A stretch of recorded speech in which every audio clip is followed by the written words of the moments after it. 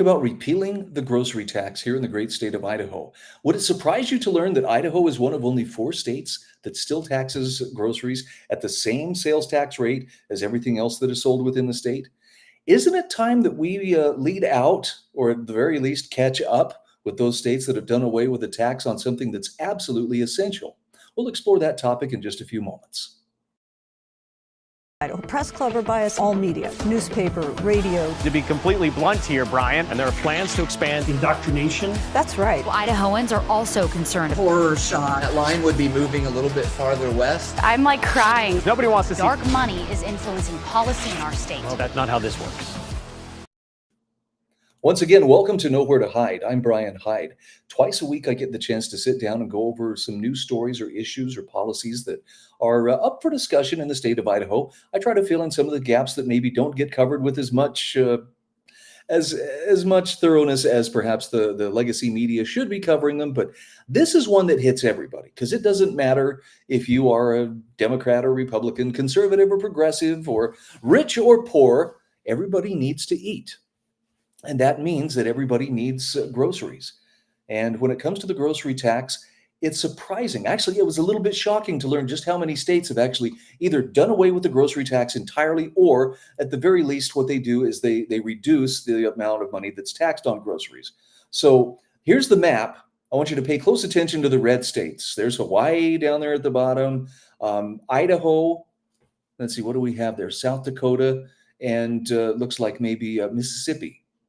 4 states, that's it, that continue to tax groceries at the regular rate for sales tax. Now look around and you'll see other states, that kind of brownish color, Utah being one of them. They tax certain groceries at reduced rates. There's a difference between, for instance, prepared foods or basic staples. In other words, the staples aren't taxed at the full rate, but fast food and that kind of stuff is taxed at a higher rate. Then you have states with no tax on groceries. Look at all of those states. And then there are states with absolutely no sales tax whatsoever. So you would think it would be kind of a slam dunk, right? Idaho has a reputation for being a fairly red state, a very conservative-minded state. But when you pose the question, should we repeal the grocery tax, you get a surprising number of answers. And by the way, it does not break down necessarily along the lines of, well, of course, the left versus the right. The left is going to be for more taxes and the right isn't. In fact, it's surprising to hear people on the right who will defend keeping the tax. Brian Allman actually has done an excellent series on his Gem State Chronicle Substack, in which he not only has investigated, how do people feel about the grocery tax and its repeal, but he's giving people a chance to sound off and taking a poll. So if you go to gemstatechronicle.substack.com, you can get a chance to weigh in on that yourself. But there were a couple of answers in one of his earlier articles just over the last few days that I thought were worth pointing out, because one of the answers, should we repeal the grocery tax in Idaho, was this is from an ostensibly conservative think tank. This is from Chris Cargill of the Mountain States Policy Center. Chris says no. In an article last month, he analyzed the cost and benefits of the tax. And there's also a sales tax credit. So if you spend enough on sales tax and claim it on your taxes, meaning you have to file taxes to get the credit, you might get some of it back. In other words, give an interest-free loan to the government. But he concluded that sales taxes are more stable and pro-growth than other forms of taxation, especially income taxes. Policymakers can better serve citizens by adopting higher yearly grocery tax rebates and focusing additional tax relief on reducing income taxes. Now, that still seems very pro-tax to me. And the idea that, but we'll give them back a little bit more if they, spend more on groceries. I tend to resonate more with the idea of why should they be paying it in the first place? Because again, it amounts to an interest-free loan. And I'm actually going to let Ron Nate from the Idaho Freedom Foundation explain that in more detail. So there's a strong vote for no. And look, sales taxes, on the one hand, I do like them in the sense that if it's on a non-essential items, a sales tax, or what we might more appropriately call a consumption tax, that's one of the few taxes you can actually choose to avoid. How? Well, okay, let's just say, for instance, we'll use whiskey for an example, since that sparked the very first rebellion after the nation was founded, the Whiskey Rebellion. If you don't want to pay the tax, you just don't buy whiskey. Now, I know some people would say, well, it's just not fair. You could tax anything to discourage it. And they do. I mean, if you smoke, if you drink, I mean, you pay through the nose because there are certain taxes attached to discourage you from, exercising, your choice in that matter. Now, let's get another take, though, as far as should we repeal the state sales tax? All right, Dustin Hurst, formerly of the Idaho Freedom Foundation and currently Senior Director of Development at People United for Privacy Foundation, disagrees. In fact, he says Chris has kind of a trash take on this, adding, the wealthy can afford groceries, the poor have food stamps, and they don't pay grocery taxes anyway. Food prices are eating the middle class alive. He's got a point. If you're on food stamps, it's not going to be an issue. But what about the working poor, which increasingly includes members of the middle class? You make just enough that you don't qualify for food stamps, or you don't want to get on food stamps is probably a more likely scenario, but you're still going to have to pay that grocery tax. So where can we find a good appraisal of whether or not this tax needs to go? For that, I'm going to turn to Ron Nate from the Idaho Freedom Foundation, who I think has an excellent reason why the sales tax, that food sales tax, grocery sales tax, needs to go away. First, Ron reminds us only 4 states fully tax their citizens on grocery purchases. Among them, only one state, Mississippi, taxes them at a higher rate than Idaho. And I think Mississippi's at 7%, Idaho is at 6%. But in the last 4 years, inflation has easily exceeded 23%. And Ron asks, isn't it about time the legislature does something to help families endure the Biden economy? And he's got some other great questions that he asks here too that I think really cut to the heart of the matter. First of all, is it something people want? Well, in the most recent annual statewide survey poll by Boise State University, 74% of Idahoans asked said inflation and cost of living were their top economic concerns. I think most of us can identify. I can't think of anybody who isn't feeling that pinch in some way. Well, back in 2018, when BSU asked whether Idahoans favored income tax cuts or grocery repeal, Ron says it wasn't even close. More than twice as many wanted grocery tax repeal, 59%, over income tax cuts at 28.1%.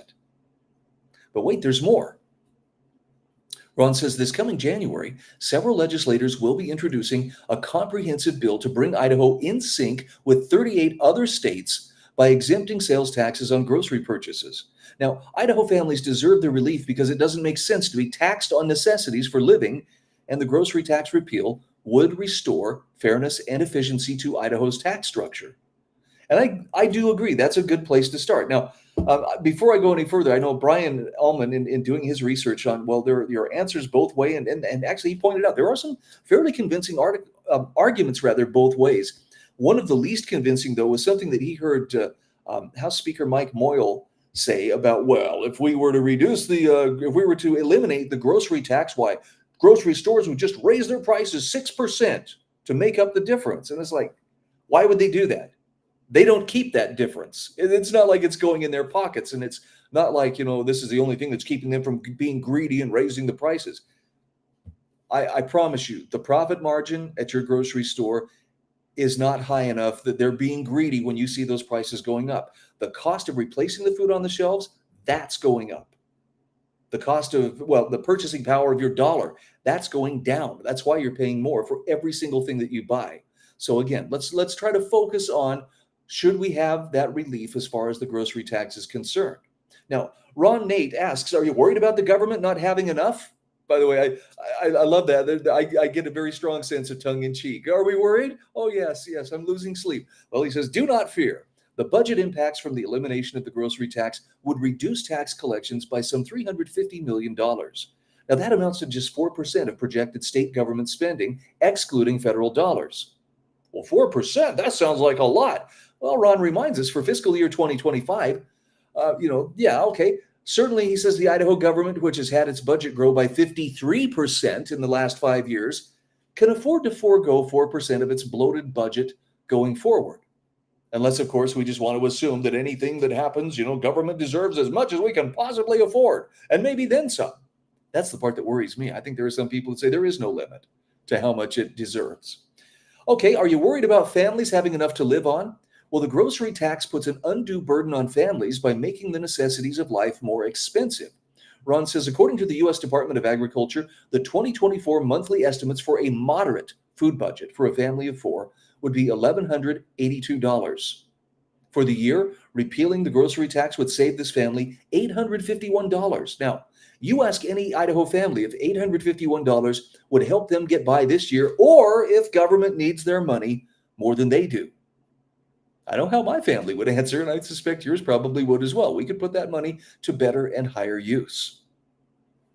Next, Ron reminds us the grocery tax system, the grocery tax credit system rather, is clunky.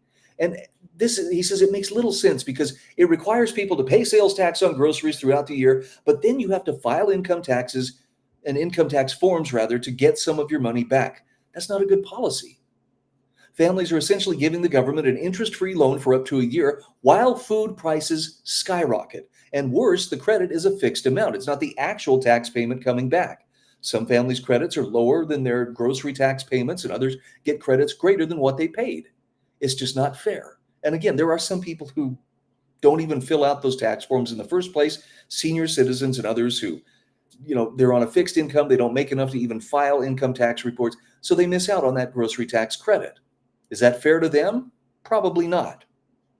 Also, Ron reminds us here that we should consider low-income families as well. Many of them currently on food stamps don't pay taxes because food bought with federal aid isn't taxed.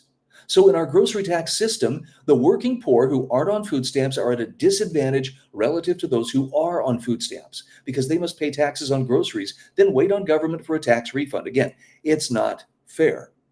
So what's the bottom line? Okay, here's how Ron sums it up. He says, the clunky grocery credit system requires the elderly and those who don't normally file income tax forms to file tax forms for the sole purpose of getting the credit. Many of them are unaware. Many never get the credit because they don't file for it. It would have been better for all if they never had to pay the tax to begin with. And to me, that's if you're interested, well, is it fair to everybody? If the tax isn't required of anybody, yes, it's fair to everybody.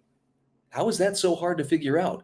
And again, if you're concerned, but the state, how's it going to possibly get by without, all the money that it needs from us? Well, somehow I think it will manage. If, again, as Ron points out, the state has swelled its budget by 53% over the last 5 years. It's probably time to start looking at some areas to trim back. Now, politicians may not want to do that. Certainly people who work for the state don't want to do that. But at what point is it going to be untenable for the taxpayers who are struggling to keep their own households afloat? Why should they be supporting a dependent class that could trim back its budgetary needs, especially a measly 4% compared to the growth that we've seen? Doesn't seem to be asking that much. So there you have it. Some reasons why, yes, the grocery tax probably should be repealed here in the state of Idaho. I'm sure there will be a lot of back and forth between now and the legislative session starting in January. But it's a good discussion to be having. So let's talk about it. Press Club or bias all media, newspaper, radio. To be completely blunt here, Brian, and there are plans to expand indoctrination. That's right. Idahoans are also concerned. Horror shot.